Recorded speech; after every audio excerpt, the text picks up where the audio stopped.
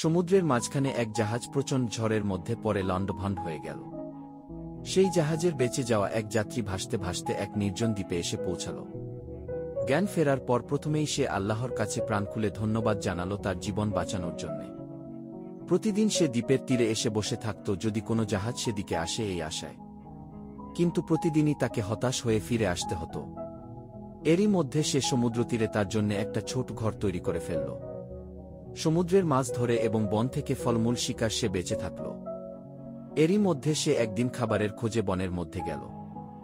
বন থেকে সে যখন ফিরে এলো তখন দেখল যে তার রান্না করার চুলা থেকে আগুন লেগে পুরো ঘরটি ছাই হয়ে গিয়েছে এবং তার কালো ধোঁয়ায় আকাশ ভরে গিয়েছে। লোকটি চিৎকার করে উঠল, হায় আল্লাহ, তুমি আমার ভাগ্যে এটাও রেখেছিলে। পরদিন সকালে এক জাহাজের আওয়াজে তার ঘুম ভাঙল। জাহাজটি সেই দ্বীপের দিকে তাকে উদ্ধার করার জন্যই আসছিল। সে অবাক হয়ে বলল, তোমরা কিভাবে জানলে যে আমি এখানে আটকা পড়ে আছি? জাহাজের ক্যাপ্টেন জানালো, তোমার জ্বালানো ধোঁয়ার সংকেত দেখে। এর সাথে থাকুন এবং শেয়ার করতে ভুলবেন না।